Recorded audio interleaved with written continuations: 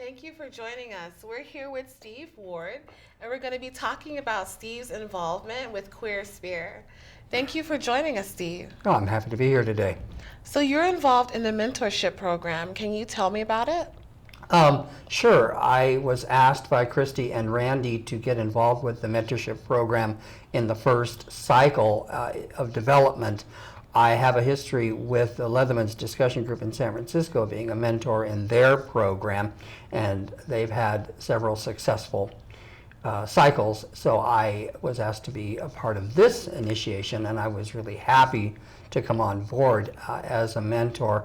And I had a very good experience the first cycle. I'm not dealing with a mentee this cycle, but I will next cycle as well. I have a mentee with LDG this cycle, and we're having a very good rapport.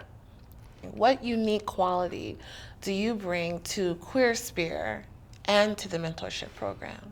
I'm an old school Leatherman, not to be confused with old guard. I am not old guard, but I bring that typical 80s, 90s San Francisco Leatherman mentality, that being something that is a result of the Leatherman experiencing the HIV epidemic and putting ourselves as a community back together, and what that looked like, and it never looked the same as it did in the heyday of the 70s.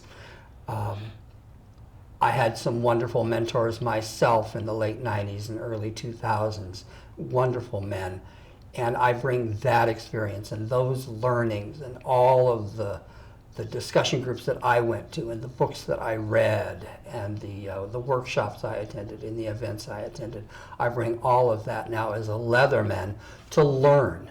I've done a lot of teaching, and I'm here with Queer Sphere both to mentor and to learn how I can act as a bridge from that old style Leatherman model to the new queer mentality, which is so energetic and so young.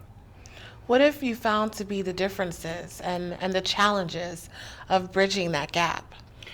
The differences are very stark in that the tradition that I come from is very finely defined as leather man. We didn't deal a lot with leather women.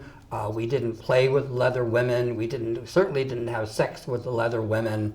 But today's younger people who are younger to the community, are much more fluid in their sexuality, in their vocabulary, in the way they do this on a sexual and social level. So I'm energized when somebody actually asks me, Mr. Steve, what do you think of? Or Mr. Steve, what was your experience with? And these young people want to know what our history is.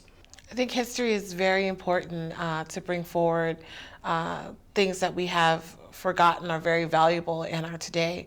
So what are the most important things that you take from your history and bring to your mentees? I think that, again, coming from the traditional Leatherman's identity, I had a particular passion for the art, if you will, and the romance of domination and submission.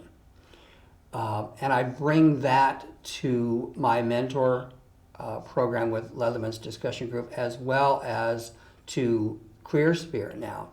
A lot of the young people want to know what domination and submission looks like, because they do a lot of play of equality, if you will, but they don't know about the psychological dynamic behind domination or submission, either within a play scene or outside of play and in a vanilla, if you will, situation.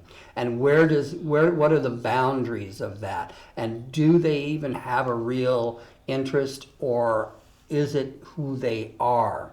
I'm not known in San Francisco as a player. I don't do a lot of public play, but I do have a reputation of being a dominant. But now I get to teach, not to teach, but to exemplify to the younger people what domination and submission are about. Again, it isn't for everybody, but it is for some. And a lot of people want to know where they fit, if they fit in all of that, and they don't want it to be scary. And that's where I fit in, and that's what I offer best. Thank you for your contributions to the community, and thank you for being a part of Queer Sphere. I'm happy to be here.